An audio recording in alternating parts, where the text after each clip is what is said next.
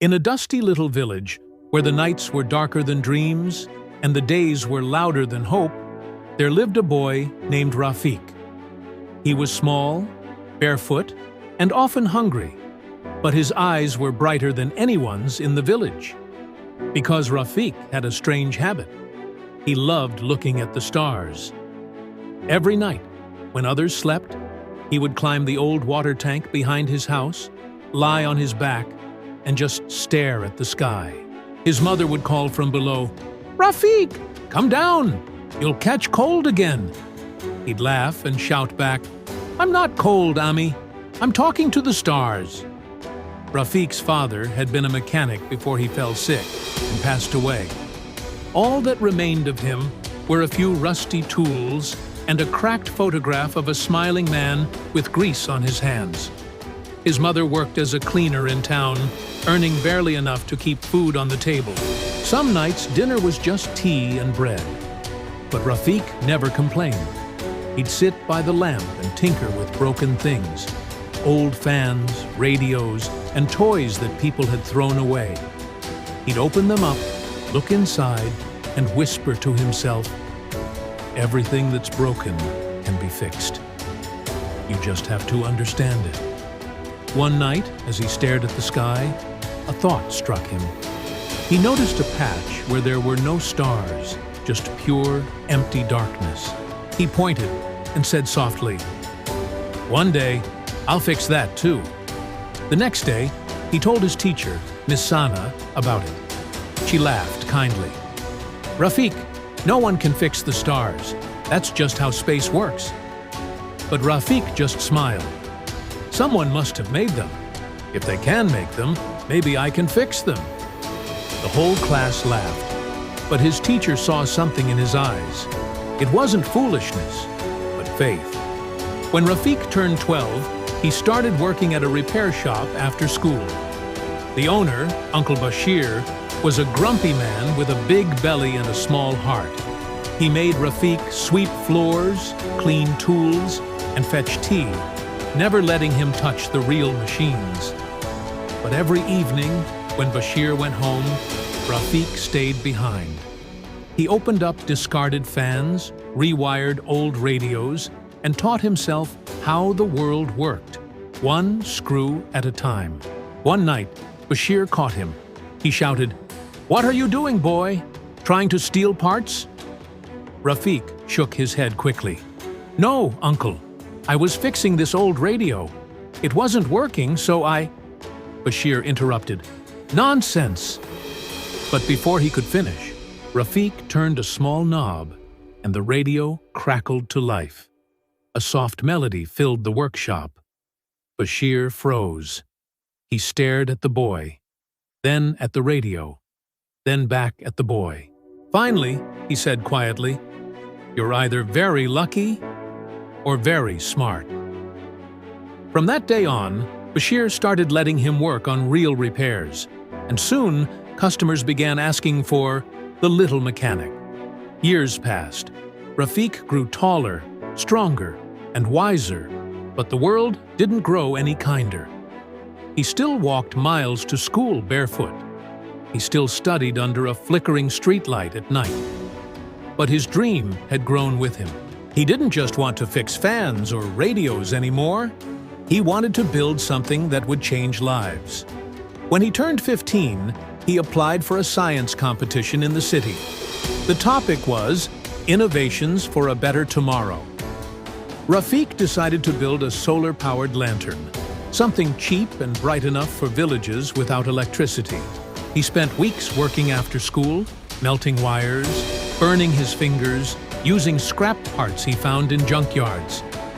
His mother worried. "Rafik, you'll ruin your eyes. What is this thing you're making?" He smiled. "Ami, it's light, for those who have none." On the day of the competition, Rafik arrived in the big city with dusty clothes, a torn bag, and a heart full of hope. He walked into a huge hall filled with students in neat uniforms, expensive shoes, and shiny gadgets. They looked at him and whispered. Who let him in? He probably built something with junk. Rafiq ignored them. He set up his small handmade lantern on the table. When the judges came, one of them frowned. "Where are your materials from?" "Scrap," Rafiq said proudly.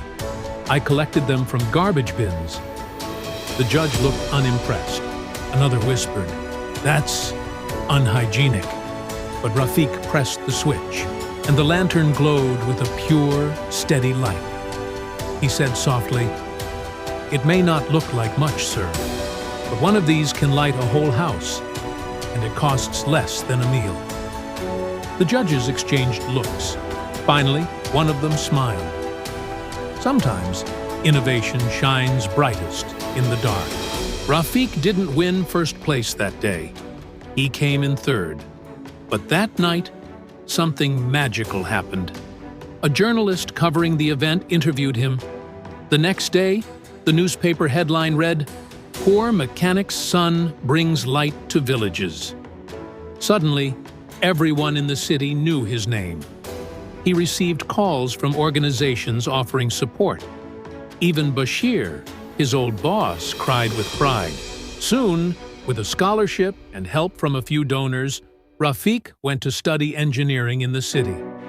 City life wasn't easy. He was poor, hungry, and often lonely. Some nights, he slept in the library just to save on rent.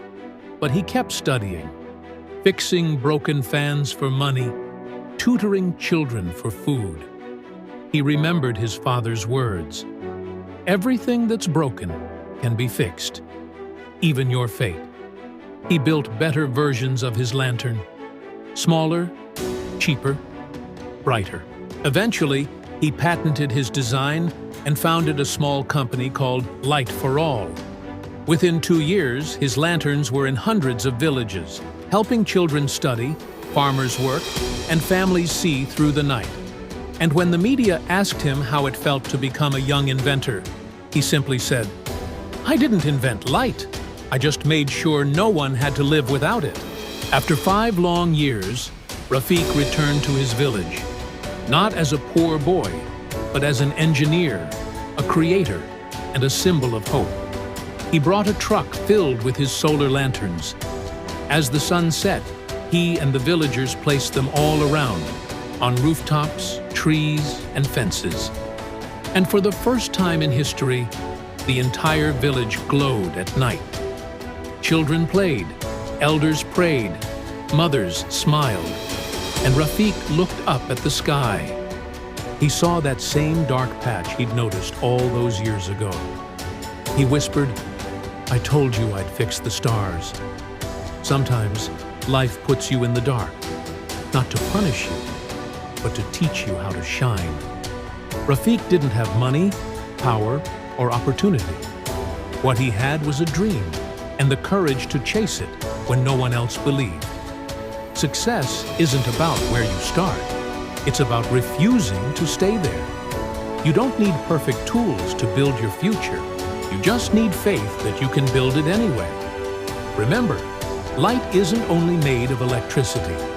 It's made of hope, effort, and the will to rise again every time you fall. This was the story of Rafiq, the boy who fixed the stars and proved that even in the darkest night, one small light can change the whole world. Thank you for watching. If this story inspired you, please consider liking this video and subscribing for more content that lights up your day. Until next time.